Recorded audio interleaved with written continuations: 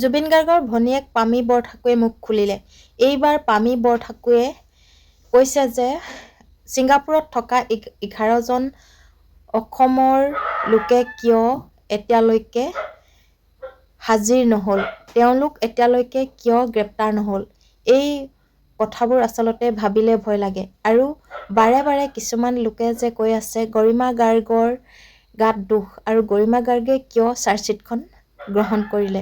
আচলতে জুবিন গাৰ্গৰ সহপাঠীয়ে হওক বা কিছুমান লোকেই হওক এই কথাষাৰ সংবাদ মাধ্যমৰ আগত ব্যক্ত কৰা দেখিবলৈ পোৱা গৈছে।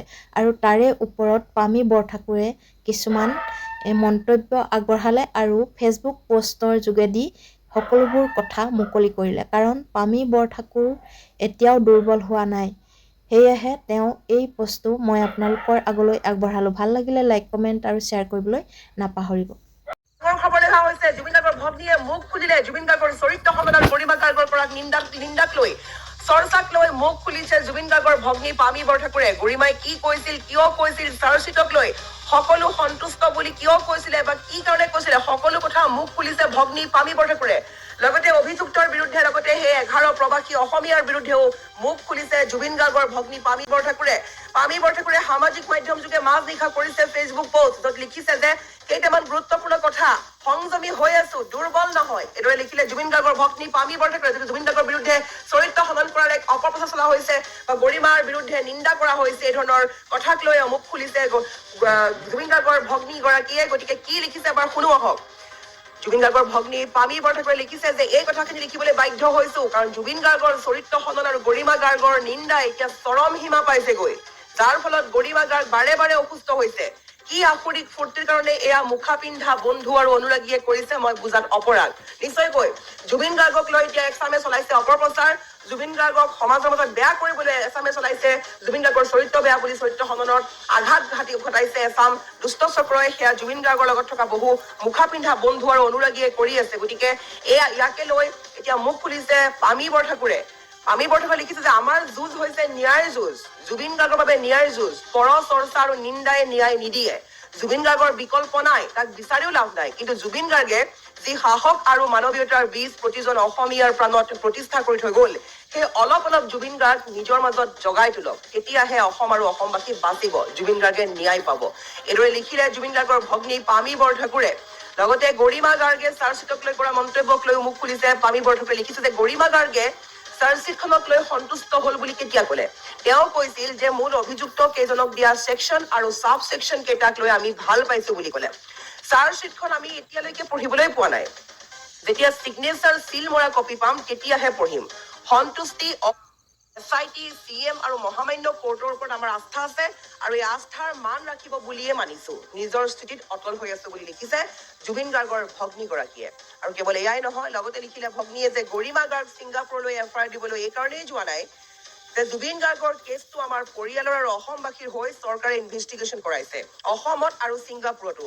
আকৌ বেলেগকৈ ছিংগাপুৰত গৰিমা গাৰ্গে ইনভেষ্টিগেশ্যন কৰাই ডিমত জেনেৰেট কৰাই কিবা লাভ হব নেকি বুলি লিখিলে পামী বৰঠাকুৰে। লগতে লিখিলে ছিংগাপুৰ পুলিচৰ ইনভেষ্টিগেশ্যন ৰিপৰ্ট দুৰ্ঘটনাৰ সময়ত আৰু এতিয়াও দুই এবাৰ একেই দিছে। জানুৱাৰী আৰু ফেব্ৰুৱাৰী তদন্তৰ পিছত যদি একেই থাকে তেতিয়া জাষ্টিছ ফৰ জুবিন গাৰ্গ হবনে জাষ্টিছ ডিনাইড হব, গেৰাণ্টি কোনে দিব। এই কথা স্পষ্টভাৱে লিখিছে জুবিন গাৰ্গৰ ভগ্নীগৰাকীয়ে। আৰু নিশ্চয়কৈ যদি দুইখন দেশৰ ষ্টেটমেণ্ট বা তদন্ত প্ৰক্ৰিয়া বেলেগ বেলেগ হয় বা ৰিজাল্ট বেলেগ বেলেগ হয়, তেন্তে জুবিন গাৰ্গক জাষ্টিছ কোনে দিব, এয়া নিশ্চয়কৈ গুৰুত্বপূৰ্ণ কথা লিখিছে পামী বৰঠাকুৰে। লগতে লিখিছে সেই ইয়তত থকা ছিংগাপুৰৰ অসমীয়া কেইজনক লৈ যে সেই অসমীয়া কেইজন কোন ব্ৰীডৰ মই বুজি নাপালো। SIT আৰু স্বয়ং CM বাৰম্বাৰ মতাৰ পিছতো গোটেই কেইজন অসমলৈ আহিল সহযোগ কৰিবলৈ। যি দুজনমান আহিল তাৰে অভিমন্যু তালুকদাৰ বোলাজনে কেৱল হাঁহিয়ে থাকিল মিডিয়াৰ আগত। জুবিন গাৰ্গৰ মৃত্যু কি তেওঁৰ কাৰণে হাস্যজনক? ইমান স্পৰ্ধা ইয়তত থকা গোটেই কেইজন আদালতৰ কাঠগড় আহি আমাক সত্য কওক। আৰু নিশ্চয়কৈ সেই 11জন অসমীয়া প্ৰবাসী কিন্তু এতিয়াও নাহিলে অসমলৈ। দুই এজন আহিছে তাৰে অভিমন্যু তালুকদাৰে কেমেৰাৰ সন্মুখলৈ হাঁহি হাঁহি চাই কথা কৈ থৈ গৈছিলে। সেই কথা এতিয়াও পাহৰা নাই অসমবাসীয়ে। অভিমন্যু তালুকদাৰে সাংবাদিকে সোধা প্ৰশ্নৰ উত্তৰত হাঁহি হাঁহি উত্তৰ দি গল। দেখা নগল কোনো জুবিন গাৰ্গৰ মৃত্যুক লৈ দুখ কৰা, মাথো হাঁহি হাঁহি তেওঁ কথা কৈ গুচি গল।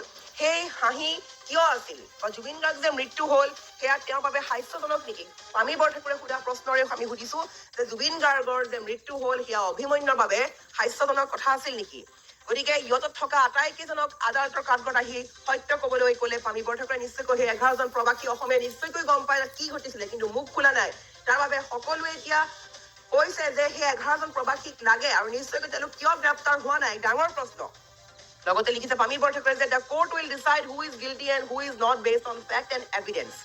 অভিযুক্তসকলক নিৰ্দোষী বুলি আগতেই অপপ্ৰচাৰ চলাব। হয়, নিশ্চয়কৈ সামাজিক মাধ্যম খুলিবই নোৱাৰি। বহু লোকেই লাগি গৈছে যে শ্যাম কানু, সিদ্ধাৰ্থ, শেখৰ, অমৃতপ্ৰভা নিৰ্দোষী বুলি অপপ্ৰচাৰ চলাইছে। কোনো গমেই পোৱা নাই কি হৈছে, কিন্তু নজনাকৈ অপপ্ৰচাৰ চলোৱাত লাগি গৈছে। তাকে লৈ মুখ খুলিছে পামী বৰঠাকুৰে। লগতে শেষত লিখিছে জুবিন গাৰ্গৰ ভগ্নী বা পত্নী হোৱা সহজ নহয়। যিকুৰা জুই যোৱা 3 মাহে জ্বলিছে, তাৰ উত্তাপ আৰু বিষাদ তিল মানুহ কমা নাই, বৰঞ্চ বাঢ়িছেহে। আপোনালোকে নুবুজিব, কাৰণ আপোনালোকৰ জীৱন এতিয়া নৰ্মেলাইজ হৈ গৈছে। ফূৰ্তি কৰিছে, ৰীল বনাইছে, বদনাম গাইছে, কিন্তু আমাৰ জীৱন স্থবিৰ হৈ গ'ল এটা তাৰিখত। জুবিন গাৰ্গ অসমৰ কাৰণে আশীৰ্বাদ স্বৰূপে আহিছিল। আমি ভাগ্যৱান, তেওঁক উদযাপন কৰক সৃষ্টিৰ জৰিয়তে, মানৱীয়তাৰ জৰিয়তে, কিন্তু ৰাজনীতি কৰি নহয়।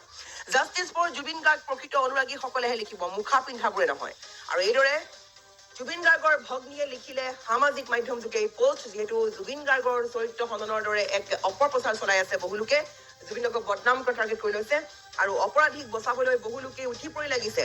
জুবিন গাৰ্গৰ ঘনিষ্ঠ বন্ধুৱে হওক, লাগিলে অনুৰাগীয়ে হওক, সেইসকলে কিয় কৰিছে কোনো বুজি পোৱা নাই। 11জন প্ৰবাসীও বাচি আছে। এইসকলৰ বিৰুদ্ধে মুখ খুলিছে পামী বৰঠাকুৰে। আৰু পামী বৰঠাকুৰে এই পোষ্টটো সঁচাকৈ অতি গুৰুত্বপূৰ্ণ। যিকেইটা তেওঁ পইণ্ট লিখিছে, অতিকৈ গুৰুত্বপূৰ্ণ কথা লিখিছে। নিশ্চয়কৈ সেই অভিমন্যু তালুকদাৰৰ যি হাঁহি ৰহস্য